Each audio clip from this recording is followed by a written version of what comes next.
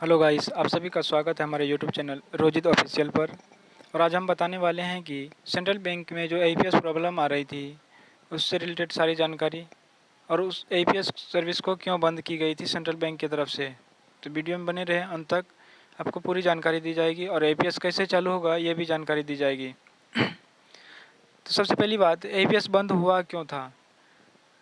तो हम आप जाते हैं दुकानदार के पास या फिर किसी बैंकिंग सर्विस देने वाले के पास रुपया निकालने 2000 1000 ऐसे करके। तो वहाँ पे हम 10 रुपया या 20 रुपया जो भी एक्स्ट्रा ऊपर से लिया जाता है उसको दे के न हम खाता से कटवा देते, जैसे 1010 कटवा दिए। तो ऐसा नहीं करना है, इसी की वजह से ये सर्विस बंद कर दिया गया। ये धोखाधड़ी लेन देन में आता है, जैसे आप 1010 कटवा दिए या फिर 1020 कटवा दिए या फिर आपने 1050 निकाल लिए, ये सब धोखाधड़ी लेन देन में आता है, इसलिए ऐसा नहीं करना है। इसकी वजह से ये सर्विस बंद कर दी गई थी, जो धोखाधड़ी लेन देन के अंतर्गत आता है, इसलिए इसको बंद किया गया था। तो आप ऐसा आगे से नहीं करें, इससे आपका फिर से बंद हो सकता है और लाखों एईपीएस एजेंट का रोज़गार छीन सकता है। इसलिए एईपीएस एजेंट जो भी है उसको ऐसा नहीं करना चाहिए। दूसरी बात, ये चालू कैसे होगा। तो इसको चालू करने के लिए सेंट्रल बैंक की तरफ से एक एईपीएस नोटिफिकेशन जारी किया गया है। आपको डिस्क्रिप्शन में लिंक दे देंगे, आप देख सकते हैं। उसमें बताया गया है कि जो भी नॉन पीएमजेडीवाई अकाउंट है, जो मतलब जनधन खाता नहीं है या फिर ब्रांच से खोली गई है, चाहे सेविंग अकाउंट हो करेंट अकाउंट हो, उस अकाउंट में एईपीएस का ट्रांजैक्शन नहीं होगा, उसको बंद कर दिया गया है। और जो भी पीएमजेडीवाई अकाउंट है, यानी कि प्रधानमंत्री जनधन योजना के अंतर्गत खोली गई खाता हो या फिर जीरो बैलेंस अकाउंट हो जो सीएसपी पर खुली हुई है, वैसे अकाउंट बंद नहीं होगी। उसके लिए आप कहीं भी दुकान पे या फिर कहीं भी पैसा आप निकाल सकते हैं अभी भी, लेकिन ये ट्रांजैक्शन ना करें, जैसे 1010 1020, इससे आपका बंद हो सकता है और आगे प्रॉब्लम बढ़ जाएगी।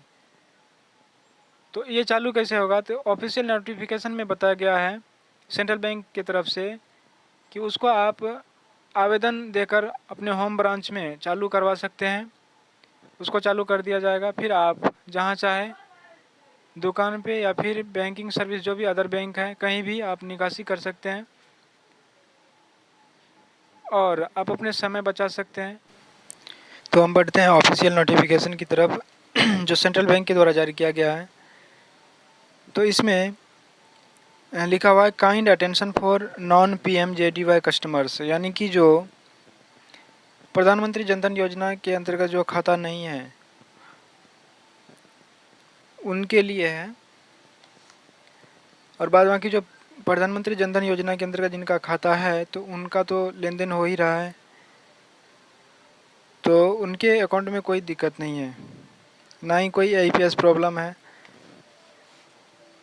तो सबसे पहली बात, तो सेंट्रल बैंक ऑफ इंडिया के इसमें लिखा हुआ है कि सेंट्रल बैंक ऑफ इंडिया के गैर पीएमजेडीवाई ग्राहक, इनकी प्रधानमंत्री जनधन योजना के ग्राहक जो नहीं है वो ध्यान दें कि अन्य बैंक के भीम आधार पे उपकरणों पर एईपीएस के माध्यम से नकद निकासी लेन देन को धोखाधड़ी लेन देन को रोकने और ग्राहकों के हितों की रक्षा करने के इरादों से बंद कर दिया गया है। यदि कोई ग्राहक अन्य बैंक आधार पे डिवाइस या अन्य बैंक के बीसी पॉइंट से एईपीएस नकद निकासी करने का इच्छुक है तो वह सुविधा को सक्रिय करने के लिए होम ब्रांच को अनुरोध प्रस्तुत कर सकता है।